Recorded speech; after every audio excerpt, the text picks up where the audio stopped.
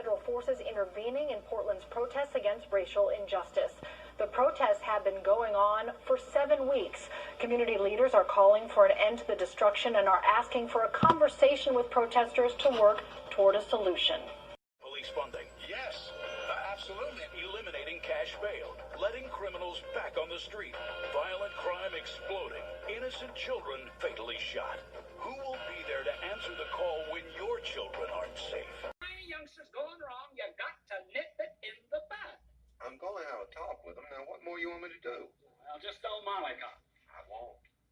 Nip it. You go read any book you want on the subject of child discipline, and you'll find that every one of them is in favor of butt nipping. Take care of it. Only one way to take care of it. Nip it. In the bud. Right. Now. A former homicide detective and law enforcement expert tells me this is indicative of crime just being out of control right now.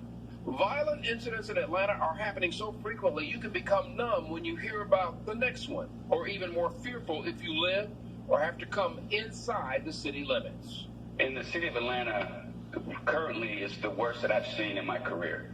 And anytime the homicide rate is high, the aggravated assault rate is almost triple that. And aggravated assault, when someone gets shot, is a homicide that didn't happen. Retired Detective Vince Velasquez spent most of his APD career, 17 years of it, on the homicide squad. He gave us his take on the violent spike we're seeing now.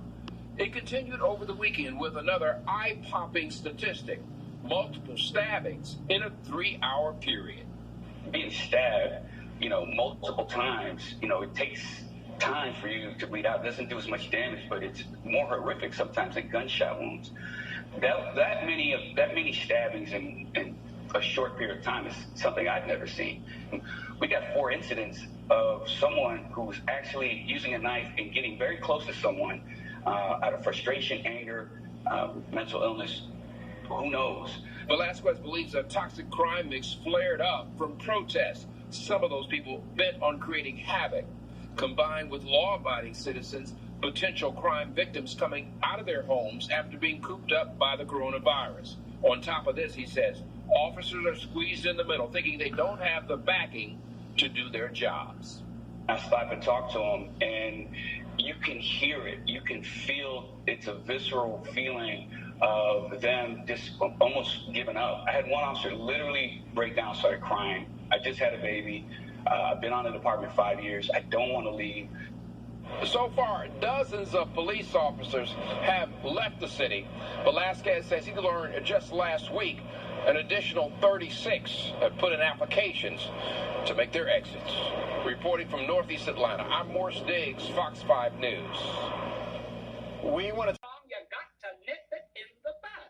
I'm going to have a talk with them. Now, what more you want me to do? Well, just don't mollycoddle. I won't. Nip it. You go read any book you want on the subject of child discipline, and you'll find that every one of them is in favor of butt nipping. Take care of it. Only one way to take care of it. Nip it. In the bud. Right. Now. All you cities like Portland and other places that are allowing your protesters just tear shit up and vandalize, you do not have control. The city of Atlanta was not under control until the National Guard came in and restored some order.